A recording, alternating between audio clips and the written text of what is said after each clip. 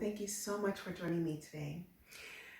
I'm going to talk about B12. I'm going to talk about it very quickly and in a short video because I think this question, while being important, is one that I think has been answered many times, but I want to give you my quick few minutes about this issue.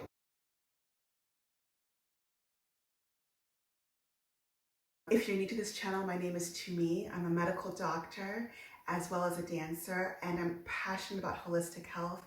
I created this channel just for this topic, to talk about things around plant-based living, raw veganism, holistic health in general, as well as minimalism, all infused with dance. If that sounds interesting to you, consider subscribing down below. Let's get into B12.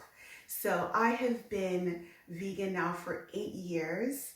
And I've been a doctor for over 15 years. And I will share with you that B12 is not a vegan issue.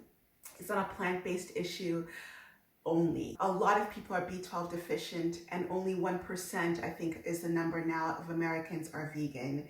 B12 is not made by animals. You do not need to eat animals to have B12, sufficient B12 in your system. We need very precious little B12 to do all the functions and to thrive in our bodies.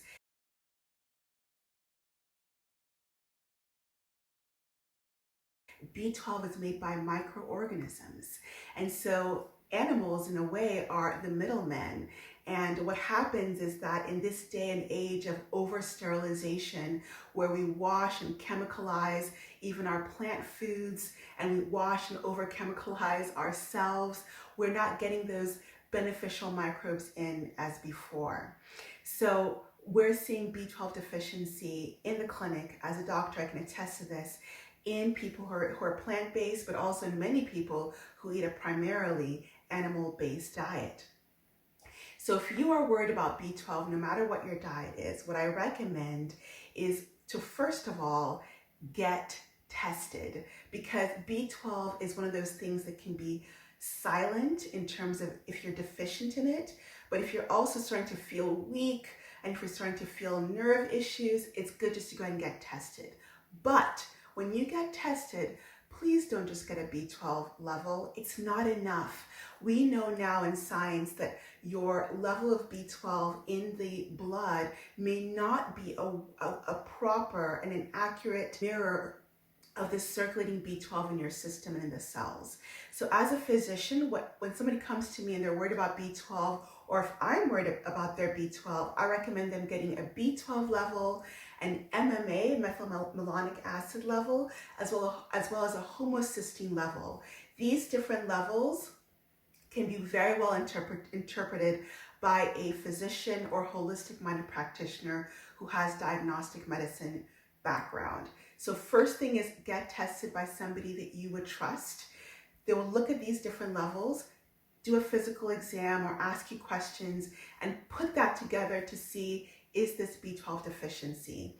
If it is B12 deficiency, I'll be honest, I recommend supplementing, but it doesn't have to mean commercial pharmaceutical supplementation. You can use microorganisms that have B12 in them that are available. There are more natural products that have B12. In the past, I've used a B12 sublingual spray, but I've never been B12 deficient. I just wanted to cover my bases, to be honest, because again, I knew my reality of living in an over-sterilized world. I knew my reality of not eating a lot of microorganisms. So I recommend getting tested. The other thing I recommend doing is making sure the B12 you are producing is being digested and assimilated. So even if we are making good enough B12, or if we're taking in good B12, we may not be digesting and assimilating properly. And that's all about gut health.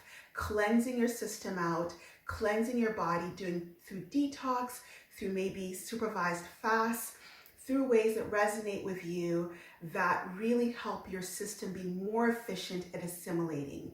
You can take all the B12 supplements you want to. If your gut is not working well, you're not going to have proper levels of B12 that are doing the job they need to do.